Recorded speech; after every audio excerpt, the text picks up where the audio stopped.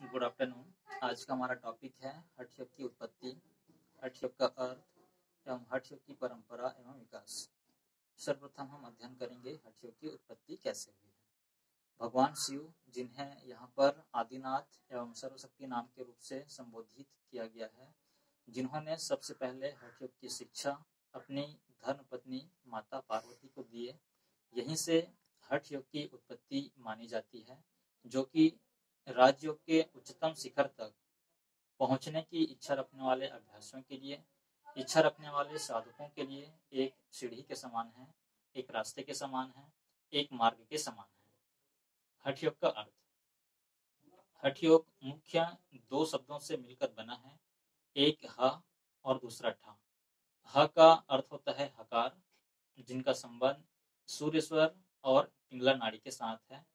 ठीक उसी प्रकार ठ का अर्थ होता है ठकार, जिनका संबंध चंद्र स्वर और ईड़ा नाड़ी के साथ में है। अर्थात सिद्ध सिद्धांत पद्धति भी यही कहती है कि ह अर्थात हकार, जो कि सूर्य स्वर से चलते हैं, एवं ठ अर्थात ठकार, जो कि चंद्र स्वर से चलते हैं। इन दोनों स्वरों को, सूर्य स्वर एवं चंद्र स्वर दोनों को प्राणायाम आदि का विशेष अभ्यास करके, जब हम सूर्यभेदी प्राणायाम का अभ्यास करते हैं तो हम राइट नोस्ट्रिल से इनहेल करते हैं और लेफ्ट नोस्ट्रिल से उसे हम एक्सहेल करते हैं।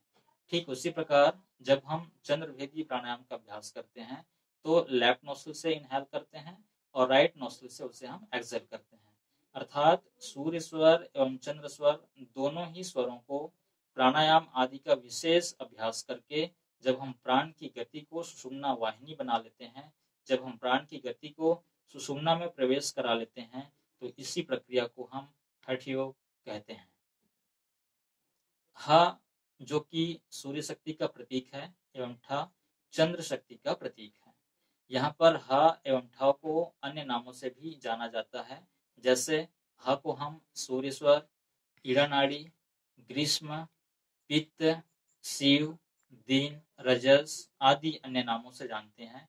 ठीक उसी प्रकार ठ को हम चंद्र स्वर, ईड़ा नाड़ी, शीत, पित्त, रात, शक्ति एवं तमस आदि नामों से हम जानते हैं।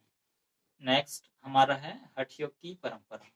भगवान शिव को हठ योग परंपरा के आदि प्रवर्तक माने जाते हैं। भगवान शिव हठ योग परंपरा के आदि प्रणेता हैं। भगवान शिव को यहाँ पर संहारकर्ता के रूप में भी जाना जाता है। भगवान शिव ने हठ योग की शिक्षा सबसे पहले दिए। सबसे पहले उन्होंने हठ योग की शिक्षा माता पार्वती को दिए। यहीं से हठ योग की शुरुआत मानी जाती है, यहीं से हठ योग की उत्पत्ति मानी जाती है। तत्पश्चात हठ योग को समुन्नत रूप देने के लिए, हठ योग को जन जन तक पहुंचाने के लिए उनके अवतार के रूप में गोरक्षनाथ जी आए और उन्होंने अपने हठयोगी ग्रंथ जैसे गोरक्ष शतक, गोरक्ष संहिता, गोरक्ष पद्धति, सिद्ध सिद्धांत पद्धति, योग बीज आदि अनेक हठयोगी ग्रंथों के माध्यम से इस हठ योग को जन जन तक पहुंचाया। हठ योग का योग के विविध आयामों में काफी महत्वपूर्ण स्थान है और ऐसा माना जाता है कि हठ योग एवं तंत्र विद्या का आपस में काफी निकटतम संबंध है। निकटतम संबंध होने के कारण ऐसा माना जाता है कि तंत्र विद्या के माध्यम से ही हठ योग की उत्पत्ति हुई है। ऐसा इसलिए भी माना जाता है क्योंकि हठ योग एवं तंत्र विद्या दोनों के प्रणेता भगवान शिव है। अर्थात तंत्र विद्या एवं हठ योग दोनों की जो उत्पत्ति हुई है वो भगवान शिव के माध्यम से हुई है।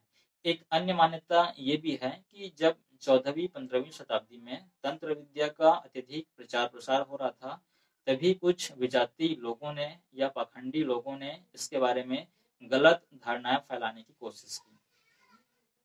उसी समय जब इनके बारे में गलत धारणाएं फैलाने की कोशिश की गई तो समाज में त्राही त्राही सा मच गया। और हमारे भारत देश में यह है कि जब भी हमारे भारत देश में किसी भी प्रकार का चीज गलत रूप धारण करने लगता है तो उस चीज को दूर करने के लिए कोई ना कोई महापुरुष अवतरित होते हैं। वैसे ही गोरक्षनाथ जी आए और गोरक्षनाथ जी ने इन गलत धारणाओं को पूरी तरह से दूर किया। पूरी तरह से दूर करने के बाद में इस विद्या का जो विकृत जो रूप था उसे पूरी तरह से दूर किया और दूर करने के बाद में इसे सर्वसुलभ हठ योग के रूप में जन जन तक पहुंचाया, जो कि आज ये राजयोग के एक अभिन्न अंग के रूप में प्रचलित हो रही है। तो आज हम हठ योग की उत्पत्ति, हठ योग का अर्थ, हठ योग की परंपरा एवं विकास का अध्ययन किया।